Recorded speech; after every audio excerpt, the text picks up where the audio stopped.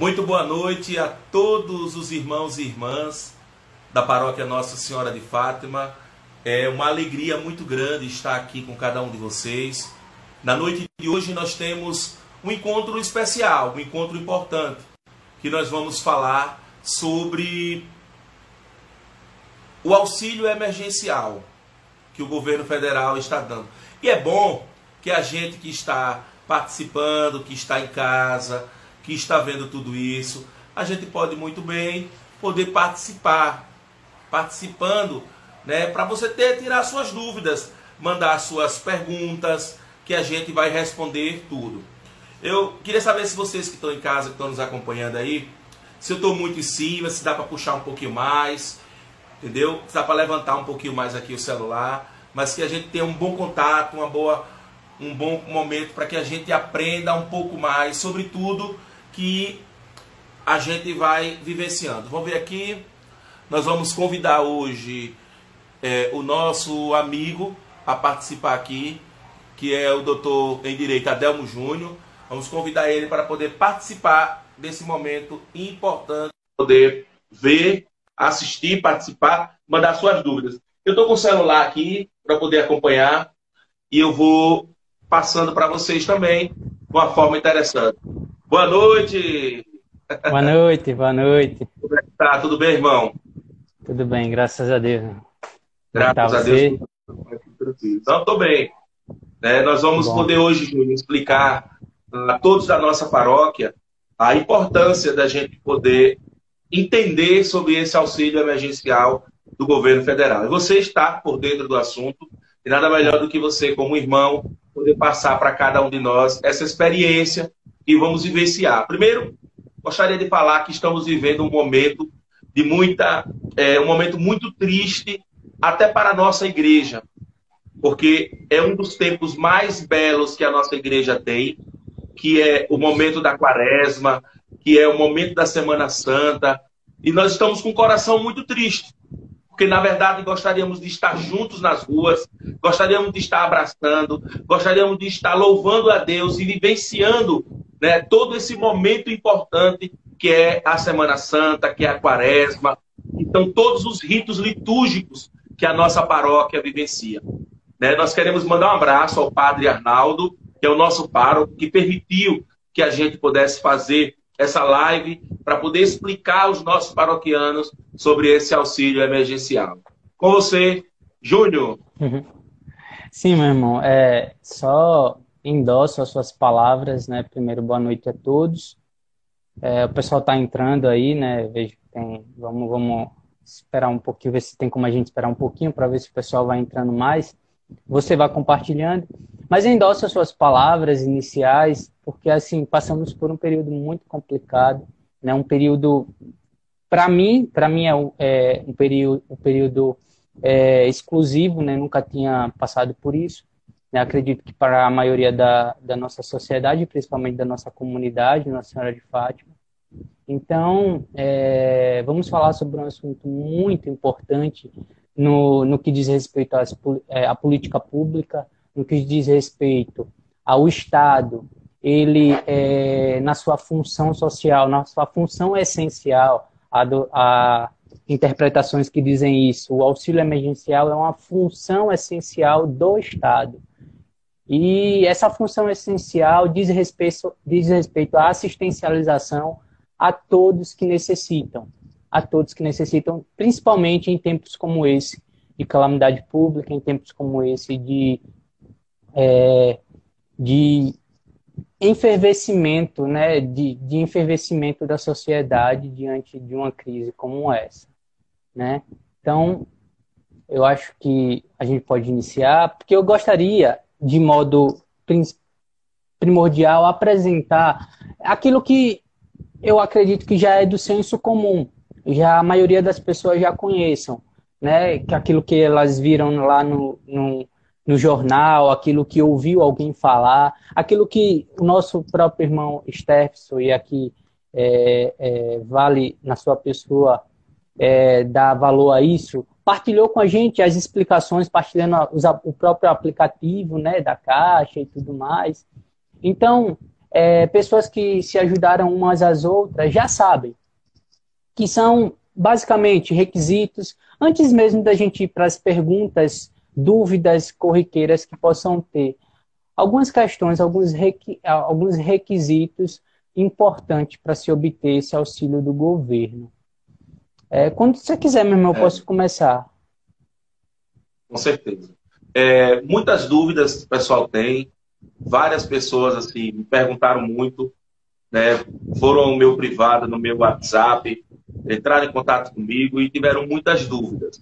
Né? E primeiro, assim, eu gostaria que você pudesse dizer ao povo quem verdadeiramente tem direito ao auxílio emergencial. Essa é a primeira pergunta.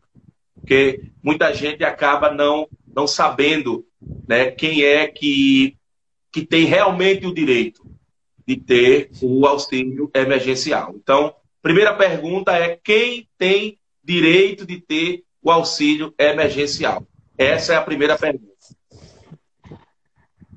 E em cima dessa eu emendo uma que há pouco instante estava conversando aqui e me fizeram, né?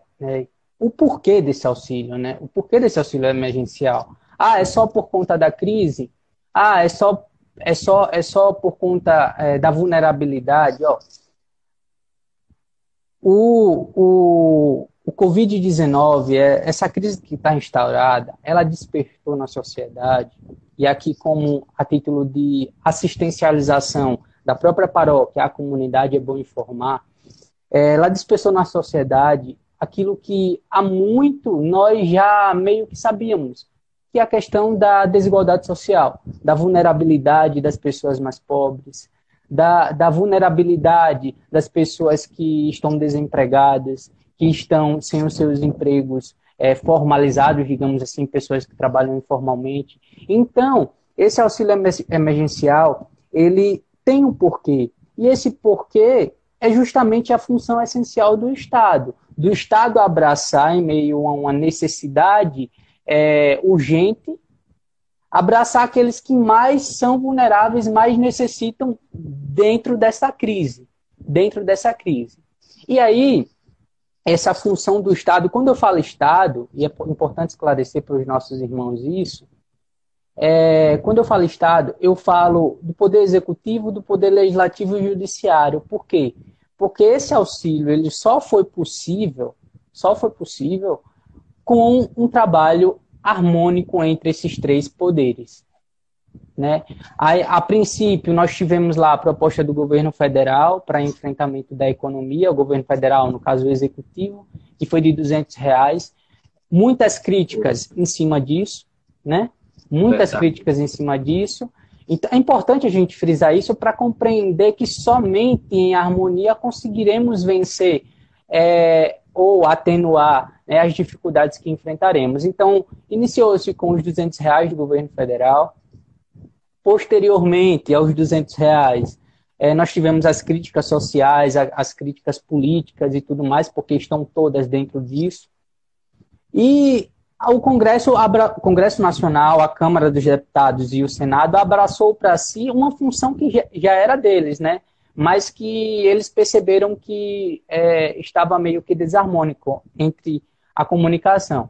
E abraçando para si, foi aí que eles construíram um projeto de lei que está em vigor, que é o auxílio emergencial. Vale e é importante sempre citar a fundamentação disso, que é a Lei 13.982 de 2020. É essa lei que rege, é essa lei que regula o auxílio emergencial, certo? Porque às vezes há pessoas que... de onde vem isso? Não, vem de uma lei. Então, é um direito. Observe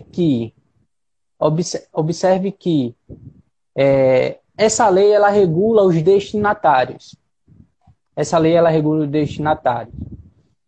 lei, aprovada pelo Congresso Nacional e sancionada pelo presidente, ela diz o que para a gente?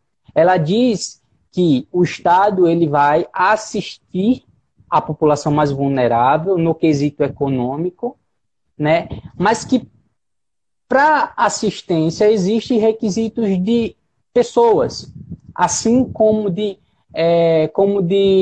capacidade econômica. Requisitos são esses, meu irmão. Você me perguntou dos destinatários. Para quem? Talvez a pergunta, né, que nos faz. Para quem? Primeiro, para maior capaz. Para maior capaz. Maior capaz, quando a gente fala, é acima de 18 anos para cima. Só que aí vem uma novidade. E para vocês perceberem a importância desse nosso diálogo aqui. Hoje, o Senado Federal ele aprovou um projeto de lei, certo? Recentemente, eu acho que foi tardezinho agora, aprovou o projeto de lei, que é a projeto de lei número 873 de 2020, é novo, saiu do forno, que abrange, que estende, que inclui outros setores econômicos da sociedade dentro dos direitos do auxílio emergencial. Por exemplo, a lei que está em vigor diz que maior de 18 anos para cima tem direito, certo? Esse projeto de lei que ainda não entrou em vigor, ainda precisa ser sancionado pelo presidente, assim como eu acredito que já tenha passado pela Câmara, porque se não passou pela Câmara, tem que passar pela Câmara. Eu sei que o Senado aprovou, né? Então, o texto desse projeto de lei diz que não só os maiores de 18 anos, a partir de 18 anos, mas as mães adolescentes. Mães adolescentes de 16 anos para... Isso, justamente, mães adolescentes de 16 anos para cima. Para cima. Eu tinha visto uma revista, com licença, tinha visto numa revista que o número de mães adolescentes cresceu assim absurdamente, né? Jovens adolescentes ainda, dentre 13, 14 até aos 17, 18 anos, assim, já sendo mães. E o fluxo é maior. Então, essa lei que veio agora abrangeu um pouco mais essas mães solteiras, e muitas delas são mães solteiras e abandonadas pelos seus companheiros. Importante você dizer isso.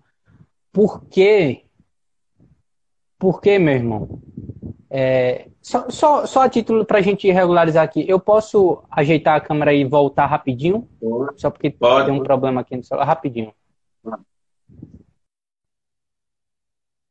Pronto, ele está dando um jeitinho aqui. Nós queremos mandar um abraço a tantas pessoas aqui que estão nos acompanhando, né? Um abraço especial aí a todos vocês. Muito obrigado. Eu acho que é algo muito importante e a gente precisa acompanhar.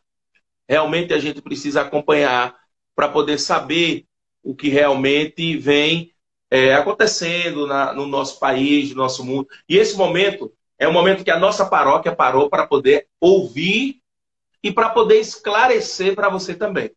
Primeiro, nós queremos dizer que assim é uma alegria poder assim ter vocês participando com a gente aqui.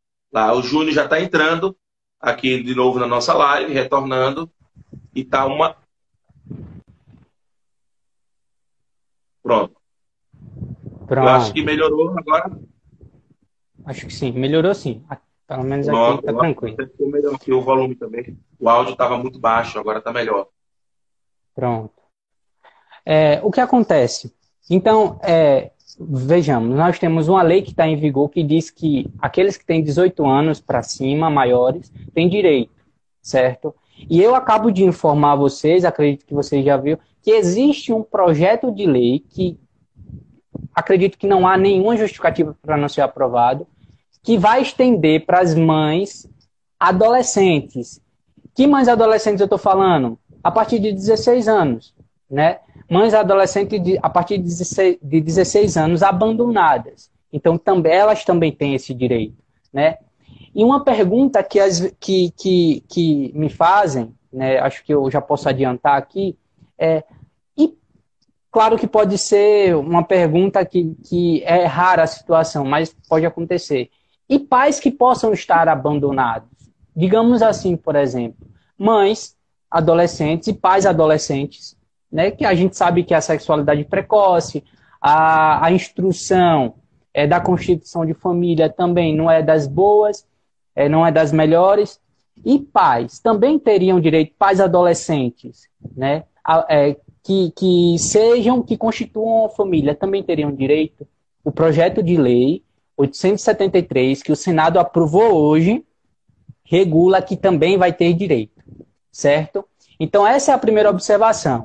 Vocês observem isso. Eu fiz algumas anotações sobre esse projeto de lei, que ele muda, e vocês perceberão como vai configurar e vai abranger mais a situação de crise que nós estamos observando. Então, ser maior capaz. Outro requisito é não ter emprego formal, isto é, não ter carteira assinada, né? Esse é um requisito, um requisito também essencial. Você que não tem carteira assinada, que não está com a sua carteira, sua CLT assinada em empregado, certo? Você não está empregado, você não tem direito. Não tem direito, certo? Ontem, só interrompendo rapidinho, ontem eu recebi uma visita na minha casa de uma pessoa que ela é moradora de Socorro, moradora do Marcos Freire, e ela vende frutas na feira. E ela veio me perguntar se ela teria direito e como ela iria comprovar ao governo federal de que ela apenas é um comerciante informal, que ela trabalha vendendo fruta na feira. Que ela disse e queria saber como ela iria informar, né, sobre isso, e se ela tinha direito a isso. Sim. Sim, já adianto que o projeto de lei, porque o projeto de lei, ele como é que eu posso dizer? Classificou vários setores trabalhistas da sociedade. Por exemplo, o feirante. Ela se encontra como trabalhadora informal e feirante. Feirante, ela é uma feirante, né? Então, ela tem direito, sim. E aqui a gente vai dizer como ela tem que fazer para adquirir esse direito ao auxílio emergencial, né? E aí precisa ser maior, não tem que ter CLT, carteira de trabalho, desculpe, a CTPS, né? Assinada, não tem que estar empregado.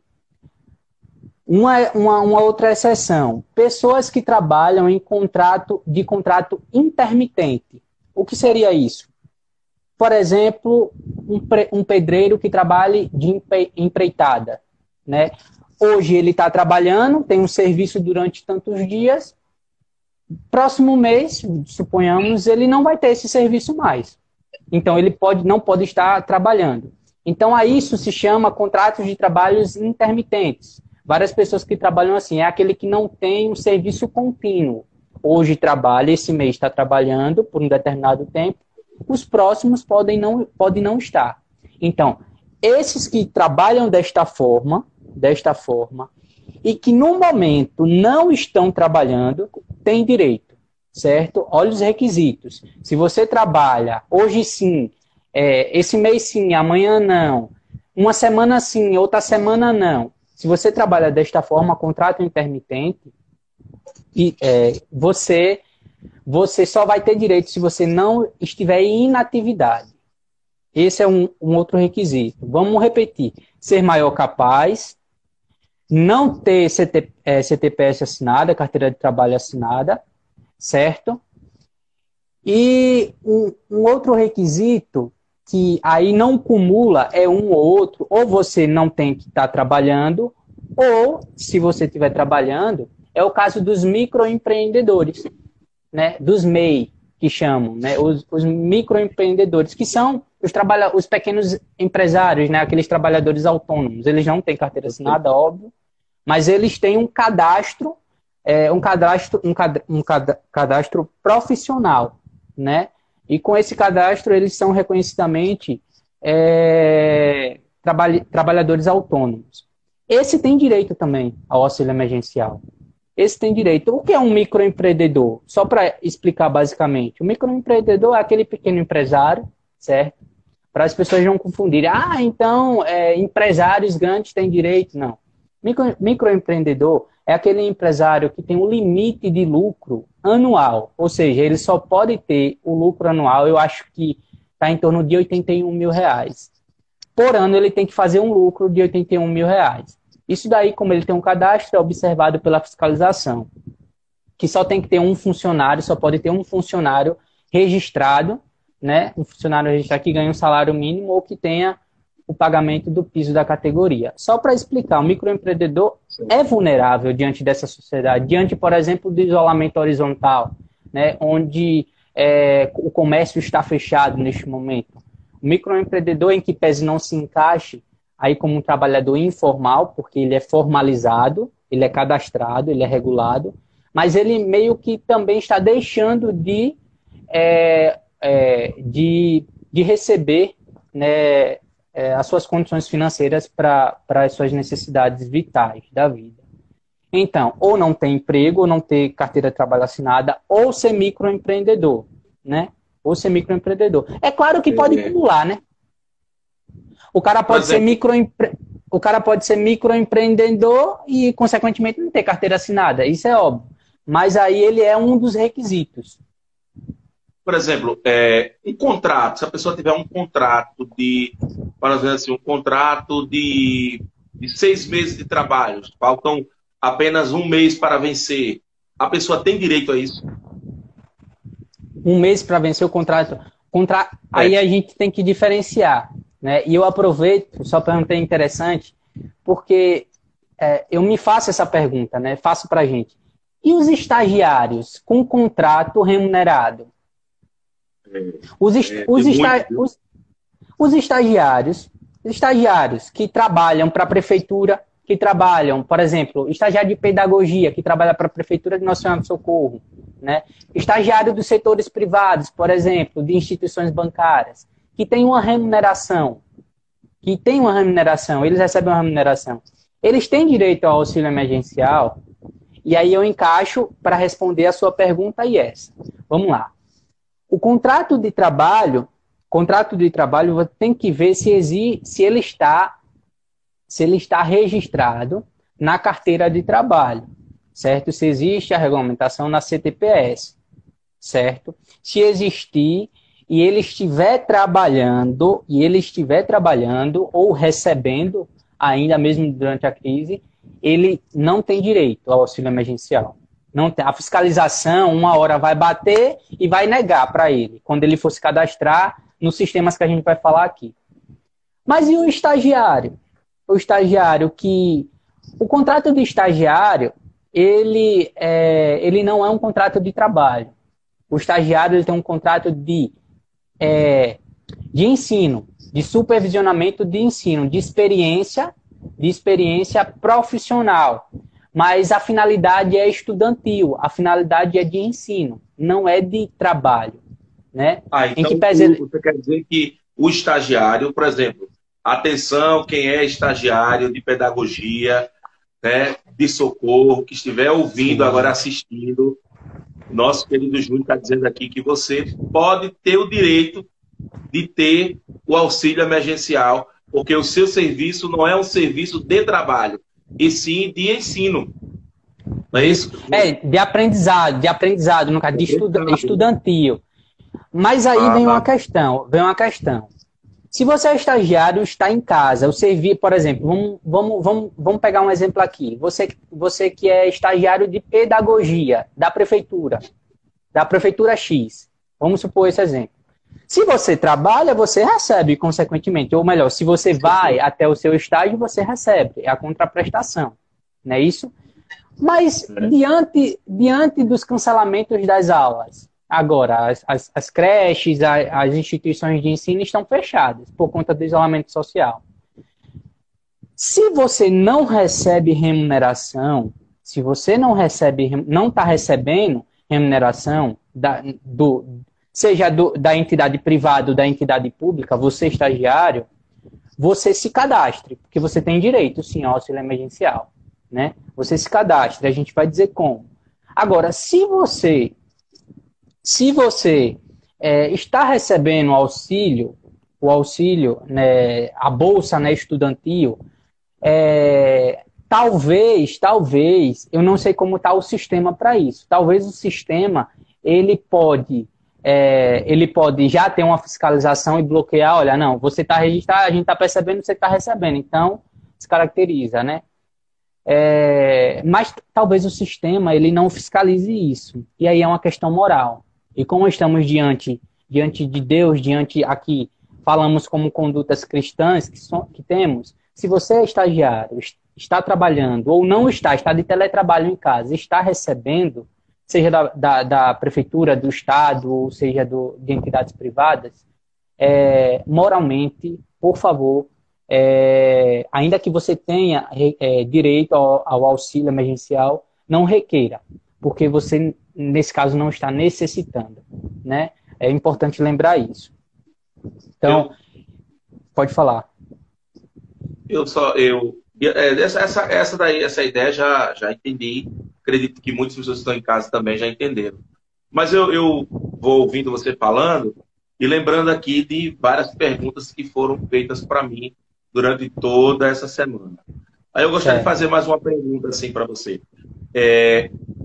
Sobre a questão daquelas pessoas, por exemplo, eu tenho uma amiga que ela é mãe solteira, ela mora na casa da mãe. A mãe dela é desempregada, solicitou o auxílio emergencial. Ela é mãe solteira que mora no mesmo endereço da mãe. Existe algum problema na hora da solicitação do auxílio emergencial ou o auxílio emergencial é só por casa, por endereço, por apenas um endereço fixo, ou não? Ou é pela pessoa da casa? Não. O auxílio emergencial, ele só vai ser concedido no máximo até 2 pessoas da mesma família, isto é, da mesma residência. Né? Porque existe um limite financeiro, né? Que quando são 2, significa que não vai ser 600, vai ser 1.200. Entendeu? Então, esse teto de 1.200, ele é concedido para 2 pessoas, né? Existe a exceção que é para 1, a gente vai chegar lá, mas nesse caso daí, né, só para as 2 pessoas da mesma família, né, que tenham direito a isso, que que estejam na mesma residência. É possível, e aqui eu abro essa possibilidade, né, eu abro por interpretação jurídica e por interpretação que me cabe, é possível que exista numa mesma casa, suponhamos, exista numa mesma casa, vamos lá, aquelas famílias que tenham mais de 5 pessoas, maiores, enfim, tudo mais. Uma família que tem 8 pessoas na casa. Então, existe, infelizmente existe. Eu não vou dizer que, então só vai ser 2. Em tese, sim. Mas se você tem os requisitos que a gente está listando aqui, é capaz de 18 anos, não está trabalhando de carteira assinada, ou é microempreendedor, enfim, como seja, um desses requisitos, tente fazer, né? Se você tem um CAD único, se você não tem, a gente vai chegar nesse ponto já do CAD único, mas tente. Por que tente? Porque você não vai sofrer por tentar. Você não vai sofrer por tentar. Sofrer o quê? Ter consequências legais, enfim, consequências jurídicas se tentar, né? Mas pode sofrer ter consequências se você utilizar da má fé, né? Mas aí, nesse caso, tente. Porque se você tentar e for aprovado, a sua situação é favorável para isso, entendeu? Mas, em tese, somente até 2 pessoas da mesma família residência, que é o teto de R$ 1.200. Stefson, a pessoa pode ser, mas tem que ser capaz, ela pode estar desempregada, ela pode estar com um contrato intermitente, que a gente já explicou aí, ou ela pode ser microempreendedora, certo? A gente também já explicou, ou ela pode, uma coisa ou outra, né? Ou ainda que acumule, ou ela pode estar contribuindo com o Registro Geral da Previdência Social, com a Previdência individual. O que é uma contribuição individual? São os trabalhadores autônomos, motorista de Uber, motorista de táxi, enfim, esses trabalhadores que não têm um vínculo empregatício de subordinação ao empregador, né, mas que trabalham autonomamente, né, de forma autônoma. Então, esses que contribuem, ou se classificam como... e aí ele tem dois requisitos. Ou eles serão classificados como não tem carteira assinada e serão classificados como trabalhadores autônomos. E aí, com a sua contribuição, ele vai ter direito, né? Ainda que contribua individualmente. Então, se ele contribui, né, e o seu trabalho é autônomo, ele tem direito. Um outro requisito, e aí a gente entra para aquilo que, para mim, eu acho que o projeto de lei aprovado no Senado vem ajustar, né, que são os trabalhadores informais. Você já citou aí a feirante e tudo mais. Veja, as categorias profissionais desses trabalhadores, eu até separei aqui a tabela do projeto de lei, porque como é novo, né, então são muitas categorias que agora o Senado, o Congresso Nacional, ele quer expandir para o auxílio emergencial, porque percebeu que essas pessoas também estão sofrendo com isolamento social horizontal, isto é, o isolamento somente funcionando nos serviços essenciais, no comércio. Quem são eles? Os trabalhadores informais, aqueles que... Informal aqui não significa dizer legal. Informal significa dizer que não estão regulamentados, certo? Não é um microempreendedor que tem um cadastro a ser feito, não é um trabalhador com uma carteira assinada, a CTPS assinada, enfim, é um trabalhador que não tem uma formalidade, uma regulação sobre ele, mas ele trabalha. Quem é? O feirante, aqui, o agricultor familiar, o artista e técnico. Vamos suponhamos, quem nunca viu aqueles artistas que fazem na catedral aqui da nossa cidade, ou numa pracinha, enfim, que fazem aqueles desenhos com os arames, né? Então, os artistas e técnicos considerados, os atletas, os treinadores, os árbitros, por exemplo, as escolinhas de futebol, entendeu? Que não estão, claro, as escolinhas de futebol de bairro, né, que eu falo, me refiro. Os caminhoneiros, os catadores de materiais recicláveis, entendeu? Eles são trabalhadores informais, eles têm direito, segundo o projeto de lei que foi aprovado pelo Senado hoje, que pode se estender, né? Quem mais? Os garçons, os garimpeiros, os guias de turismo, os agentes de turismo que não têm a sua carteira assinada, as manicures, as pedicures, os ministros de culto, por exemplo. Suponhamos aqui, pastores, no caso de igrejas evangélicas, protestantes, padres. Padres têm, o projeto de lei tem contemplando isso, missionários e teólogos. O projeto de lei... Eu não sabia disso, não. Vem trazendo, recentemente uma amiga minha... Tá me ouvindo? Deu uma falhazinha aí no seu...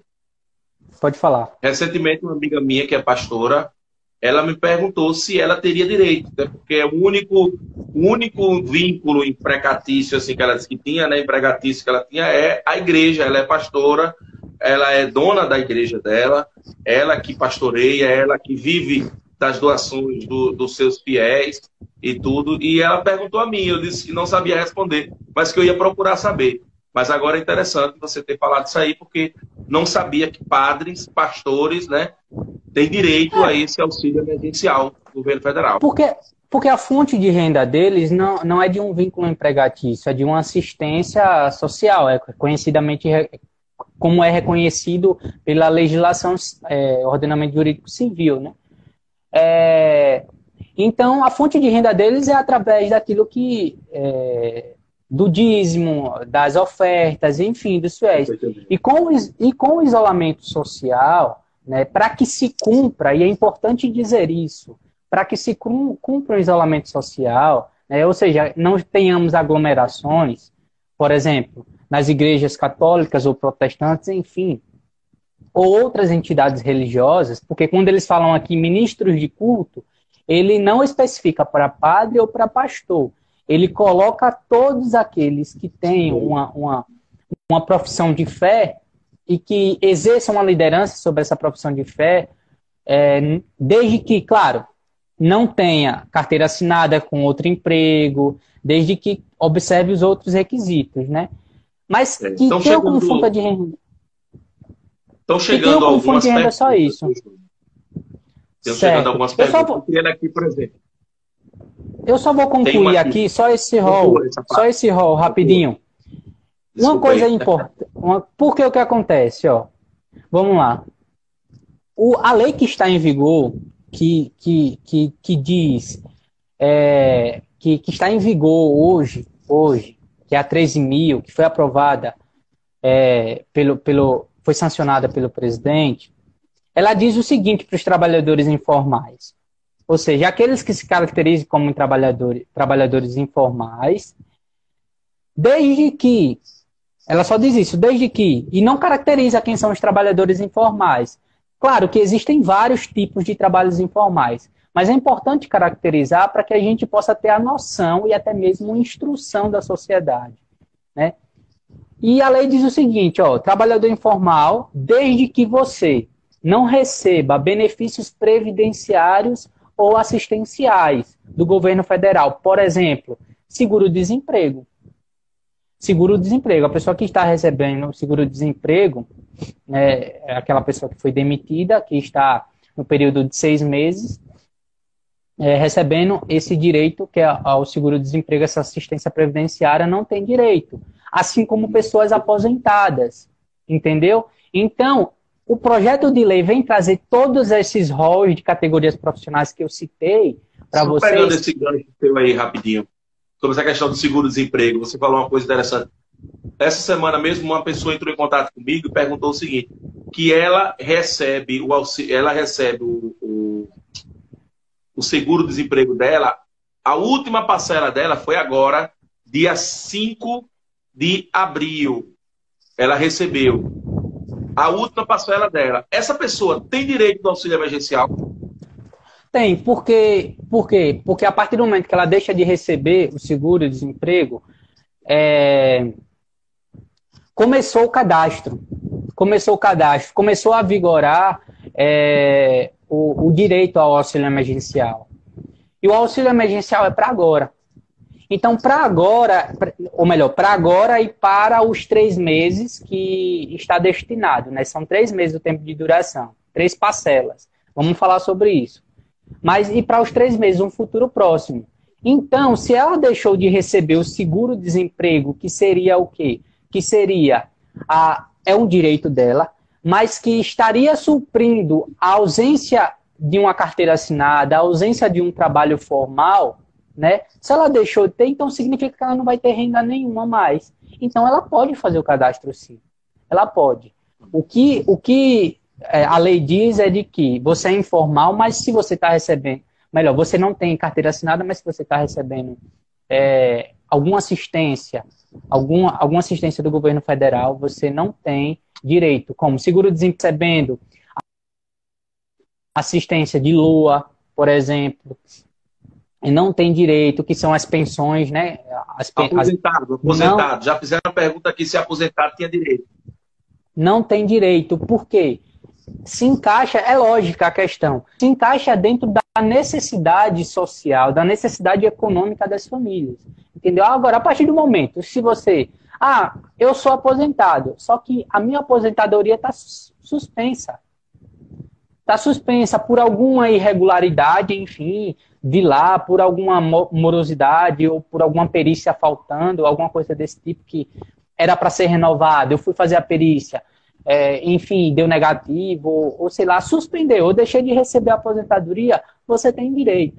Você tem direito. Agora, se você recebe, está ativo, tudinho certinho, não tem direito. Entendeu? Não tem direito. Então, aposentado não tem direito ao auxílio emergencial. Você que está nos assistindo aí e é aposentado, o aposentado não tem direito ao auxílio emergencial. O auxílio emergencial é somente para aquelas pessoas que estão desempregadas ou para aquelas pessoas que, de repente, tiveram suspensas suas atividades.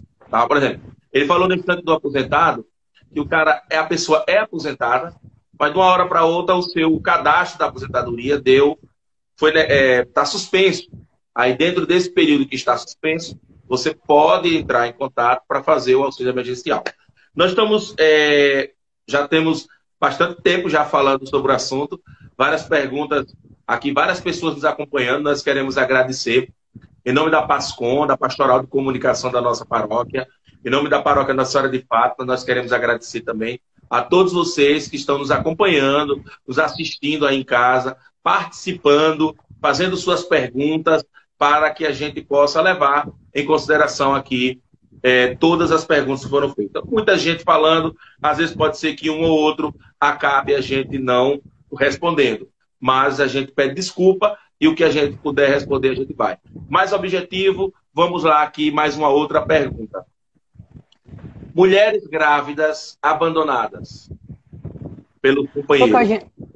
Foi o que a gente citou no início, ela tem direito. Claro que... Claro que sim, tem direito. Tem direito. Porque, obviamente, se a gente... Mulher, a gente precisa distinguir aqui, né? Se é uma mãe adolescente, ela tem direito a partir do que o Senado aprovou hoje, que vai ser aprovado daqui a uns dias. Acho que ainda essa semana, se Deus quiser, vai ser aprovado. Ela tem direito. Agora, se for maior capaz, é mãe solteira, entendeu? Então, ela tem o lar, ela é responsável pelo lar. Se ela é responsável pelo lar, ela, inclusive, tem direito até a acumular 2 auxílios. Receber até R$ 1.200. Só para concluir, Stefson, e para entrar já na parte final, e eu acho que a gente responde muitas perguntas aqui. Tem várias perguntas, eu estou vendo aqui, tentando ver uma e outra. Com relação, enquanto você está separando aí, eu gostaria de explicar com relação aqui ao Bolsa Família, por exemplo. Trabalhador informal que não recebe benefícios previdenciários, que não pode receber benefícios previdenciários, exceto o benefício da Bolsa Família. E é importante a gente distinguir que Bolsa Família tem diferenças do CadÚnico. Embora sejam sistemas assistenciais do governo, né, para que atenda à necessidade de famílias com renda baixa, né, famílias vulneráveis, não significa que quem tem CadÚnico tem Bolsa Família. Mas sim, quem tem Bolsa Família tem, consequentemente, o CadÚnico, entende? Então vão existir pessoas que têm o cadastro único, né, junto ao governo, mas que não vão ter o direito ao recebimento do valor da Bolsa Família, porque não se encaixam em família de extrema pobreza. Tem renda baixa, mas não se encaixa de extrema pobreza. Só que, por si só, você tendo um cadastro único, você tem benefícios do governo, benefícios que proporcionam a igualdade social, como, por exemplo, isenções de concursos públicos, pagar meia em transporte público, meia passagem em transporte público. Então, você tem benefícios. Então, essa é a diferença básica. Então, para as pessoas que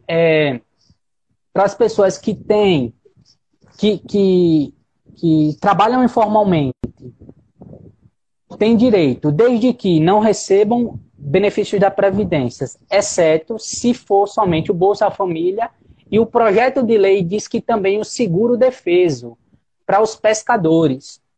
O que é o seguro-defeso? O seguro-defeso é aquele benefício que os pescadores recebem pela condição do trabalho informal deles, entendeu? Então, aqueles que têm um seguro-defeso também vão ter direito a partir do projeto de lei, tá certo? Outro requisito, e aí eu concluo aqui, requisito, rendimento familiar. É óbvio, se você não tem carteira assinada, mas se você trabalha informalmente, é microempreendedor, e o seu rendimento pessoal tem que girar até 522, ou se for mais, não pode ser acima de 3 salários mínimos, R$ 3.135, né? Aquela questão, que muitas pessoas perguntam, aquela questão dos rendimentos tributários, aquelas pessoas que declararam imposto de renda de 2008 para cá, que a lei em vigor diz que não teriam direito, o projeto de lei, ele veta isso daí, ou melhor, ele revoga. ele diz que essas pessoas têm direito. Sim. Por quê? Porque não significa dizer que porque eu declarei meu imposto de renda em 2018 e meu imposto de renda foi mais de 28 mil, que agora eu tenha condições, diante desta crise, ou de manter a minha família. Então, o projeto de lei, que vai ainda ser sancionado, se Deus quiser, ele revoga essa limitação, né, que a lei em vigor diz que não é possível. Então, essas são as pessoas que podem receber. Quanto pode receber cada pessoa? R$600 uma pessoa, por pessoa, R$600, uma pessoa. E nenhuma família só pode ter o limite de R$1.200. Ou seja, duas pessoas recebendo R$600 cada, R$1.200. Existe uma observação aí, que foi a que a gente já citou, as mães solteiras. As mães solteiras que falaram, as mães solteiras que têm responsabilidade sobre a sua casa, assim como os pais também solteiros, né? Pais responsáveis, né? Pais, eu sei, que têm filhos e que só ele seja a fonte de renda da casa, responsável pela casa. Esses podem acumular 2 auxílios, né? Então, ou vai ser 2 pessoas, cada uma 600, na mesma família, ou pode ser uma pessoa, desde que seja uma mãe solteira ou um pai solteiro, certo? Acumulando 2 auxílios, R$1.200. Que é a questão de família monoparental, que diz, né? Família monoparental, uma pessoa responsável pela família só, né? Uma pergunta aqui rapidinho. Quem tem o Bolsa Família precisa fazer o cadastro ou automaticamente vai entrar o auxílio na conta da pessoa beneficiada? Porque assim, uma pessoa diz assim, olha, eu recebo R$130 de Bolsa Família. Nesse período, eu preciso solicitar o auxílio emergencial ou ele vai entrar automaticamente o auxílio emergencial mais os 130 que eu recebo do Bolsa Família? Vamos lá. Se você pode acumular o Bolsa Família com o auxílio emergencial. Isso mesmo. No Bolsa Família, quem recebe Bolsa Família tem direito. No entanto, a lei em vigor diz que o benefício mais vantajoso será automaticamente, não é por opção, será automaticamente direcionado para a renda daquela pessoa. Isto é, suponhamos, fulana recebe, Maria recebe de Bolsa Família R$170. R$170, suponhamos. E aí ela ela tem agora o auxílio emergencial, direito ao auxílio emergencial. Ela não precisa fazer nada. Quem tem o Bolsa Família, cadastro no Bolsa Família e está ativo, né, não precisa fazer nada. Por que não precisa fazer nada? Porque automaticamente o governo ele vai escolher o benefício mais vantajoso. Ou seja, se Maria recebe R$170 de Bolsa Família e o benefício é de R$600, qual é o mais vantajoso? O auxílio emergencial. E aí o que vai acontecer com o Bolsa Família dela? Ela não vai... não significa que o Bolsa de Família dela vai ser cancelado. Ela vai deixar de receber pelo período em que estiver recebendo o auxílio emergencial. Enquanto estiver recebendo esse auxílio de 600, vai deixar de receber e o Bolsa Família vai ser suspenso dela, entendeu? O Bolsa Família vai ser suspenso e ela vai receber o auxílio. Mas suspenso até esses 3 meses, é isso? Isso, justamente. E é importante lembrar... Tem gente que pensa que vai escolher ou o emergencial ou o Bolsa Família. Porque tem gente que acha que se escolher o emergencial, perde o Bolsa Família. E Júnior está dizendo aqui que isso não existe. É o governo que decide fazer a suspensão do seu Bolsa Família pelo período de 3 meses e depois você retorna automaticamente. Eu tenho outra pergunta aqui rapidinho para fazer. Há possibilidade do auxílio emergencial ter mais de 3 meses? 4, 5, 6? É isso que eu ia complementar. O projeto de lei que eu iniciei falando para vocês, e vale repetir, Novíssima isso. O projeto de lei foi aprovado no Senado Federal. Projeto de lei 873 de 2020 foi aprovado hoje à tardezinha no Senado Federal. Claro que precisa, eu acho que ainda precisa passar pela Câmara dos Deputados, para ir para o presidente da República sancionar. Ou eu não sei se já passou e o presidente já vai sancionar ou vai estar, enfim. Mas ele foi aprovado e ele diz o seguinte, ele estende o prazo. Ele diz, ó, a critério do governo federal, a critério do presidente, do executivo, né, a depender da crise social, a princípio são 3 meses, mas se o governo pretender estender por mais um mês, por mais 2 meses, por mais 3 meses, enfim, o tempo que achar por bem, né, diante da crise social, há essa possibilidade. Então, é critério simplesmente do presidente da República, do executivo, vai analisar essa situação. Então, não é até 3 meses. Inicialmente é até 3 meses, mas com possibilidade de prorrogação. É possível acumular o Bolsa Família com auxílio emergencial, sim, mas é importante esclarecer que só em que situação? Quando a pessoa recebe um auxílio na família, certo? Um auxílio na família de R$600, e aí ela vai optar, ela tem direito a um outro auxílio, para fechar R$1.200, e aí ela vai optar ou pelo Bolsa Família, e aí acumular 600 mais aqueles 170, por exemplo, que a gente deu exemplo aqui, ou ela vai optar por um segundo auxílio emergencial, que vai complementar de R$1.200. Você entendeu? Então, ela pode optar só nesse caso, se ela tiver direito aos 2 auxílios, e aí dizer, não, eu quero receber um auxílio e quero continuar recebendo a minha Bolsa Família. Ou não, eu quero receber os 2 auxílios, desde que ela tenha direito aos 2 auxílios. Certo? Esse é uma possibilidade. Para quem é do Bolsa Família, não precisa correr na agência bancária, não precisa fazer cadastro, não precisa,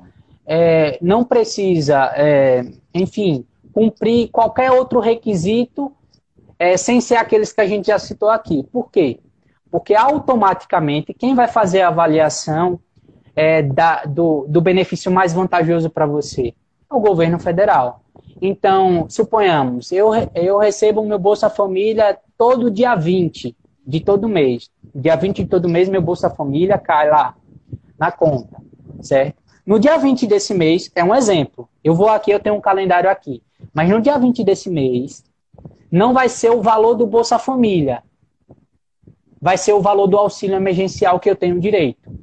Entendeu? Então, a pessoa não precisa solicitar nada. O governo federal, ele mesmo que vai depositar na conta na conta bancária do Bolsa Família. Então não precisa de muita burocracia, né? É claro que para sacar essas coisas tem a questão da mobilidade, né? Como é que vai se dar isso? Observe os requisitos de segurança e tudo mais. Vá em um horário possível em uma agência, não em uma agência bancária, mas eu acho que em uma casa lotérica, enfim, que esteja aberta. Enfim, esse procedimento a ser observado. Então, do Bolsa Família é isso. Mas e do CadÚnico? Quem tem o CadÚnico e não recebe o Bolsa Família, né?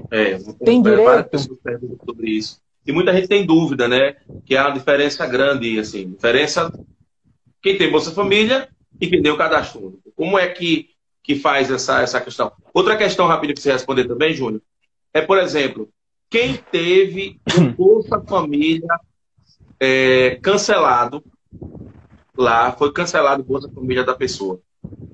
Foi bloqueado o Bolsa Família da pessoa recentemente porque ela não atualizou. O que é que ela faz agora? Nesse momento em que o Brasil está tudo parado, né? Não tem um mecanismo para resolver isso. O que é que a pessoa tem que fazer quando vem um problema desse aí? Pronto. Caso ela esteja nessa situação, siga o exemplo que a gente vai citar daqui a pouco. Faça o cadastro no aplicativo.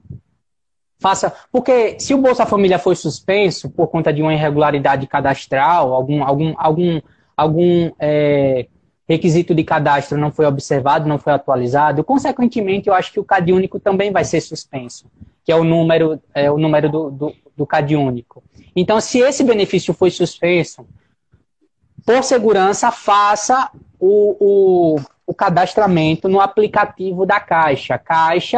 Baixe o aplicativo Caixa, Auxílio Emergencial, lá no Play Store, ou lá dos smartphones, né, da vida. Apple Store. Apple Store, isso aí. Vocês... Tem um iPhone, né? Justamente. Tem o celular de smartphone, Play Store. Apesar que, enfim, mas baixe o aplicativo Caixa Emergencial e faça o cadastro. Se você foi suspenso, vai fazer o cadastro normalmente, porque se você for suspenso, vai estar inativo, você no Bolsa Família e no CadÚnico. Então, todos os outros procedimentos vão ocorrer normalmente. Agora, se você tem dúvida, o próprio aplicativo vai lhe dizer. Vai dizer o seguinte, aguarde... eu até vi a mensagem, só não estou lembrado. Vai dizer que você tem o CadÚnico ativo, entendeu? Então, aquele procedimento não é para você. Você tem que aguardar. Uma coisa interessante, já estou na dúvida se o meu CadÚnico está ativo, se o meu CadÚnico não está ativo. Consulte no site do Ministério da Cidadania. Consulte lá, vai lá no Ministério da Cidadania, lá tem a consulta, ou você bota lá no Google, consultar CadÚnico. E lá você preenche o seu nome, o nome da sua mãe, sua data de nascimento, e lá vai dizer se você tem um número do NIS, do CadÚnico, e se ele está ativo. Dá tudo detalhado para você. Lembrando que quem faz essa avaliação é o governo, né? Sobre o CadÚnico, é necessário que o CadÚnico esteja atualizado do dia 20 de março para cá, certo? A avaliação é do dia 20 de março para cá, se o seu CadÚnico está ativo, então automaticamente, assim como no Bolsa Família, você vai receber na conta da Caixa ou na conta do Banco do Brasil, né? Ou em uma conta bancária que o sistema do governo federal ele consiga detectar em seu CPF, em seu nome, certo? Então, CadÚnico precisa estar atualizado.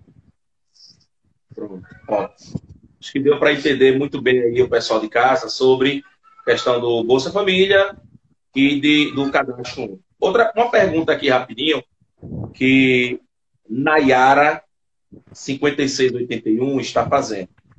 Ela fez o seguinte: sobre as pessoas que estão aguardando o resultado da perícia do INSS, mas o resultado está preso, aguardando a adequação e a atualização da EC 103 2019. Não podem retornar ao trabalho e não se encaixam. Aí eu não sei se você conseguiu entender mais ou menos o que ela quis falar. Sim. A pessoa que tem o benefício previdenciário suspenso, por algum motivo. Foi suspenso o benefício previdenciário. Não, no caso dela não recebeu o resultado ainda. Não recebeu o resultado ainda, ele está em análise.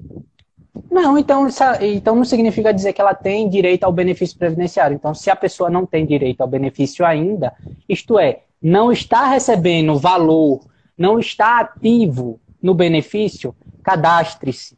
E você cumpre os requisitos. Se você tem um CadÚnico, não precisa cadastrar lá no aplicativo. Se você recebe Bolsa Família, não precisa cadastrar no aplicativo. Isso daí automaticamente vai cair em uma conta que o sistema vai detectar. Pode falar. Outra pergunta aqui é de Maxilene Barbosa, é o seguinte: se as pessoas não têm conta, mas têm o cartão do cidadão, tem possibilidade de receber no cartão do cidadão?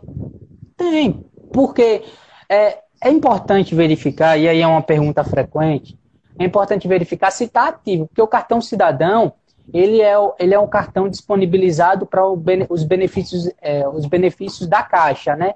Ou melhor dizendo, os benefícios trabalhistas dados pelo Ministério do Trabalho, enfim, FGTS, essas questões mais trabalhistas. Então, esse cartão cidadão, esse número que tem aí, não significa dizer que é o número do CadÚnico. Então, com esse número aí do cartão cidadão, ou você vai lá no site do Ministério da Cidadania, certo?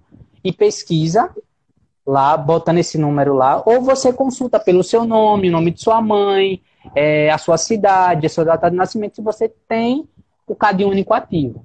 Essa é a chave da solução. A autodeclaração, quem